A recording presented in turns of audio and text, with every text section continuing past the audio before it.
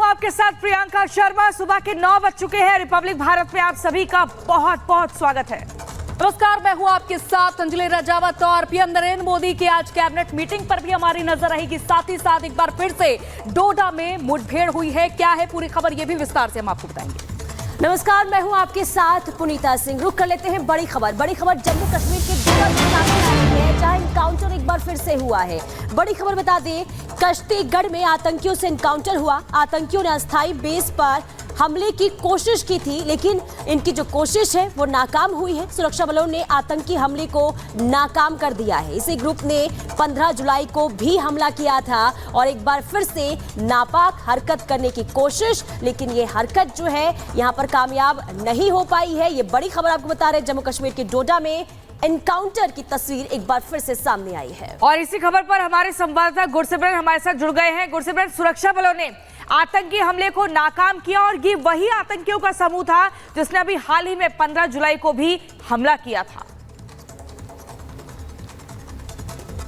जी देखिए, एक बड़े आतंकी हमले को सुरक्षा बलों ने डोडा में विफल कर दिया है। भारतीय सेना और जम्मू कश्मीर पुलिस का एक जॉइंट ऑपरेटिंग बेस जो काश्तीगढ़ के भट्टा इलाके में बनाया गया था, उस पर सुरक्षा बलों ने जो है आक्रमण की कोशिश की। 2:10 पर जब सुरक्षा बलों ने आतंकियों की गतिविधि को देखा, तब आतंकियों पर जो है हमला बोला गया। आतंकी कोशिश क्या कर रहे थे, यह समझने की जरूरत है, क्योंकि अंधेरे का समय था। आतंकियों की कोशिश थी कि सबसे पहले 300-400 मीटर की दूरी से M4 कार्बाइन से जो है वो सबसे ज्यादा नुकसान पहुंचाया जाए इनिशियल फायर में। कुछ रिपोर्ट्स ये भी बताती हैं कि आतंकियों की तरफ से जो है अलग अलग दिशाओं से फायरिंग की गई, लेकिन जम्मू कश्मीर पुलिस और भारतीय सेना के जवान जो हैं वो तैनात थे और एक जैसे ही फायर आया उसका जवाब दिया गया। भारतीय सेना के 2 जो जवान हैं वो इंजर्ड हुए हैं। कोशिश ये की जा रही है कि जल्द से जल्द उन्हें एयरलिफ्ट करके यहां से उधमपुर बेस ले जाया जाए।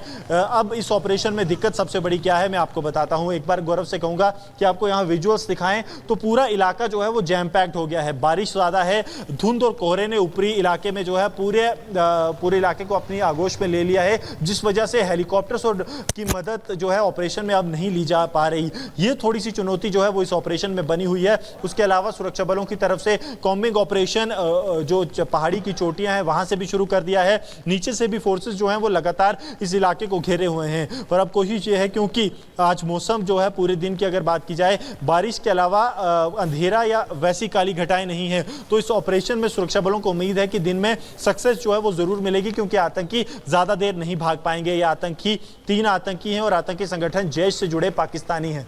बिल्कुल गुरसिमरन, बहुत शुक्रिया आपका हमारे साथ जुड़ने के लिए। बहुत ही महत्वपूर्ण जानकारी आप दे रहे हैं, लेकिन इसी बीच आपको बता दें अब एक भी आतंकी नहीं बचेगा। ऑपरेशन ऑल आउट के तहत लगातार सुरक्षाकर्मी काम कर रहे हैं। हम आपको बता रहे हैं जम्मू कश्मीर के डोडा से, जहां पर एक तरफ सुरक्षाकर्मी, दूसरी तरफ आतंकी, लगातार एनकाउंटर चल रहा है। लेकिन मौजूदा स्थिति क्या कुछ बनी हुई है, इस 1 मिनट की रिपोर्ट में देखिए। जम्मू कश्मीर में आतंकी गतिविधि लगातार बढ़ रही है, क्योंकि जम्मू कश्मीर के डोडा में सुरक्षा बलों और आतंकियों के बीच एक बार फिर से मुठभेड़ हुई। डोडा के काश्तीगढ़ के ऊपरी इलाकों में लगातार गोलीबारी की आवाज सुनाई दे रही है और बताया जा रहा है कि सेना के घेरे में फंसने पर आतंकियों ने सुरक्षा बल पर फायरिंग की, जिसके बाद सुरक्षा बलों ने भी जवाबी कार्रवाई में ताबड़तोड़ फायरिंग की। गोलीबारी के चलते आतंकवादी पहाड़ की ऊंचाइयों पर भागने की कोशिश कर रहे थे, जिसके चलते सुरक्षा बलों ने इलाके की घेराबंदी कर दी और इलाके में सर्च ऑपरेशन जारी है। डोडा के डीसा इलाके में 15 जुलाई को सेना और पुलिस को आतंकियों के छिपे होने की सूचना मिली थी। सर्च ऑपरेशन के दौरान आतंकियों ने जवानों पर फायरिंग की और भाग निकले। 15 जुलाई की रात 9 बजे आतंकियों ने फिर से गोलीबारी की। इसमें 5 जवान शहीद हो गए थे। 16 जुलाई को डोडा के डीसा फॉरेस्ट बेल्ट के कला भाटा में और पंचान भाटा इलाके में फायरिंग हुई थी। तब से सेना का बड़े स्तर पर सर्च ऑपरेशन जारी है। Bureau report, Republic Bharat. चलिए खबरों में आगे बढ़ते हैं। इस बीच खबर छत्तीसगढ़ के बीजापुर से सामने आ रही है, जहां खबर ये मिल रही है कि 2 जवान शहीद हो गए हैं, 4 जवान घायल हो गए हैं। दरअसल आपको बता दें कि नक्सलियों की तरफ से आईडी ब्लास्ट किया गया था, जिसमें 2 जवान के शहीद होने की खबर सामने आ रही है। लगातार देखिए, छत्तीसगढ़ एक ऐसा राज्य जहां पर जो नक्सली हैं वो लगातार पूरी तरीके से मुस्तैद नजर आते हैं। उसके खात्मे के लिए सुरक्षा बल जो है तैनात भी नजर आते हैं। लेकिन इस बीच ये खबर सामने आ रही है कि आईडी ब्लास्ट में, यानी कि नक्सलियों ने जो आईडी ब्लास्ट किया था उसमें 2 जवान शहीद हो गए हैं, जबकि 4 जवान घायल और सभी का फिलहाल अभी इलाज हो रहा है। और इधर अलीगढ़ में गौ तस्करों के खिलाफ सब इंस्पेक्टर जब छापेमारी अभियान चला रहे थे, पिस्टल से गोली निकलकर एसओजी सिपाही के सिर में जा लगती है। दरअसल वाकया पूरा आपको बता देते हैं। जब सब इंस्पेक्टर राजीव कुमार दूसरे सब इंस्पेक्टर की पिस्टल ठीक कर रहे थे, उसी दौरान यह हादसा हो जाता है। अचानक पिस्टल से गोली चलती है और एसओजी सिपाही के सिर में जाकर के लग जाती है। इसी से जुड़ी ये रिपोर्ट देखिए। तो ये फिलहाल हादसा हो गया है जहां अलीगढ़ एसओजी सिपाही की मौत हो गई है इस हादसे में, क्योंकि गौ तस्करों के खिलाफ ये छापेमारी अभियान चलाया जा रहा था और जब सब इंस्पेक्टर दूसरे सब इंस्पेक्टर की पिस्टल को ठीक कर रहे थे, अचानक से गोली चल जाती है और एसओजी सिपाही के सिर में ये गोली जा लगती है और ये भयानक हादसा हो जाता है और सिपाही की मौत हो जाती है। और चलिए अब इसी बीच अगली खबर आपको उत्तर प्रदेश के शाहजहांपुर से बताते हैं, जहां पर पुलिस ने 1 लाख रुपए के इनामी बदमाश को ढेर कर दिया है। दरअसल ये वही बदमाश है जिस पर हत्या समेत कई आपराधिक मुकदमे पहले से दर्ज थे। पूरा मामला इस रिपोर्ट में देखिए। यूपी के शाहजहांपुर में पुलिस और बदमाश के बीच मुठभेड़ में 1 लाख का इनामी बदमाश ढेर हो गया। पुलिस के मुताबिक हत्या और लूट का आरोपी गिरफ्तारी से बचने के लिए भागने की कोशिश कर रहा था। पुलिस ने जब बदमाश का पीछा किया तो उसने फायरिंग शुरू कर दी। जवाबी कार्रवाई में पुलिस ने भी बदमाश पर गोलीबारी शुरू की, जिससे 2 गोली 1 लाख के इनामी बदमाश को जाकर के लगी, जिससे वो जमीन पर गिर गया। आनन फानन में शाहनूर नाम के बदमाश को अस्पताल में भर्ती कराया गया, जहाँ इलाज के दौरान उसकी मौत हो गई। कुख्यात अपराधी था जिस पे 1 लाख का इनाम भी था और साथ ही साथ इस पर दर्जनों मुकदमे लूट, हत्या, डकैती जैसे मुकदमे इस पर दर्ज थे काफ़ी जनपदों में, और इसमें जो आगे की वैधानिक कार्रवाई की जा रही है।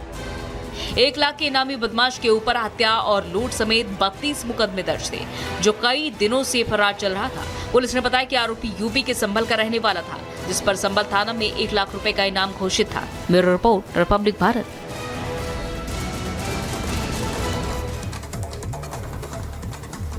चलिए खबरों में आगे बढ़ते हैं और अब बात कर लेते हैं उत्तर प्रदेश की।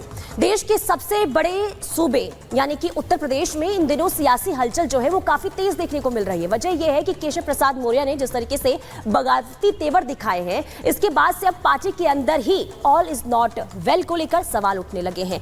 हालांकि लगातार बैठकों का दौर भी जारी है और साथ ही साथ आला हाईकमान ने ये कह दिया है कि योगी आदित्यनाथ लोकप्रिय नेता हैं, लेकिन आखिर क्यों उत्तर प्रदेश में सियासी हलचल देखने को मिल रही है, क्या इसके पीछे की वजह है, रिपोर्ट के जरिए दिखाते हैं।